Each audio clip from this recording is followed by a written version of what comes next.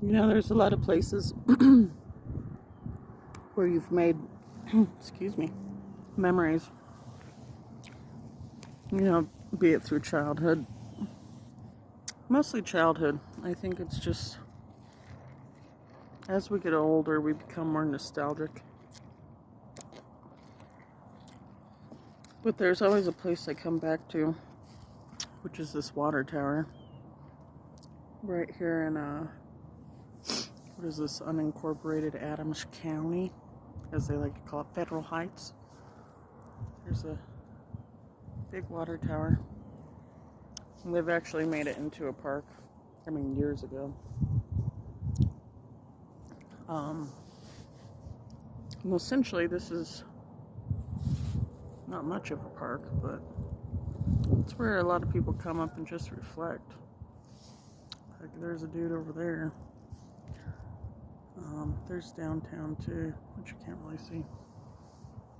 But a lot of people just sit up here and reflect, or go for a little stroll around the water tower. Have their dogs running around. One of my fondest memories was, sledding. We used to come up here all the time, and mind you, this is like not an easy hill to come up. But time and again, we'd be flying down these hills and walking our way back up like it was nothing.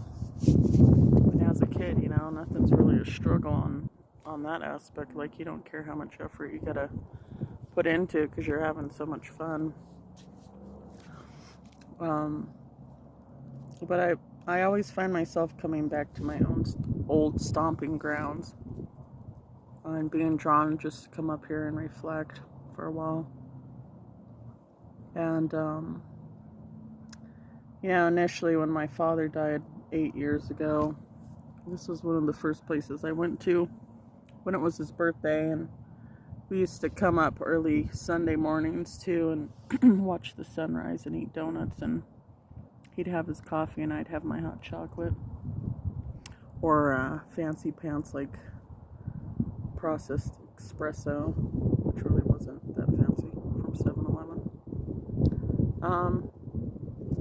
But yeah, I found myself back here 8 years later with my mom passing away,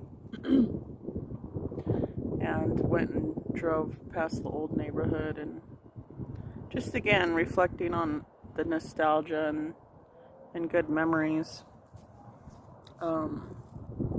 We get older and we don't really embrace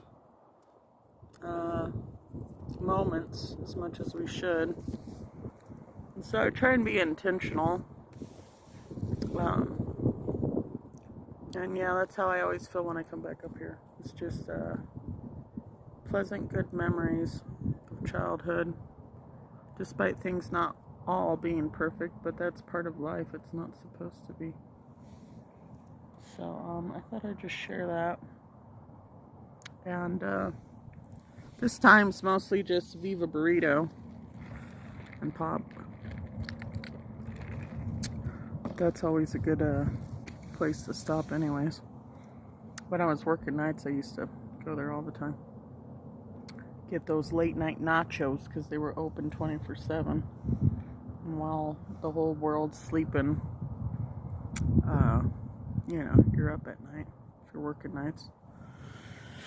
But yeah, so I thought I'd just share that. One other thing, I remember when I first came up here when my dad passed away and was eating donuts, I encountered God. I didn't know it at the time, because the thing is he cloaked himself as just a passerby, a Mexican man that had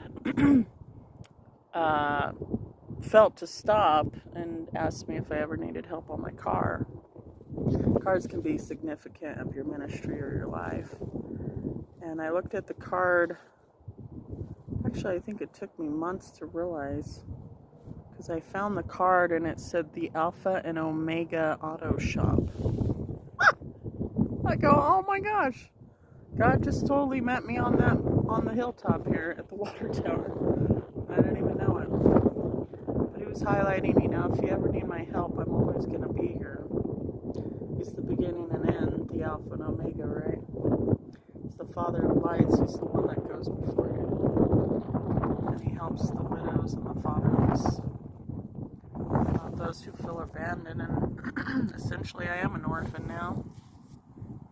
My parents are up in glory, and my sisters are up in glory, and they're enjoying heaven. I will still grieve and cry when I need to, but I will also embrace heaven's touch on my life and the day-to-day as much as I can. So thank you again for listening. You know, it was highlighted that in order for there to be a new beginning, there has to be an end. And so that's where I'm at. And before I cry, I'll just turn this off.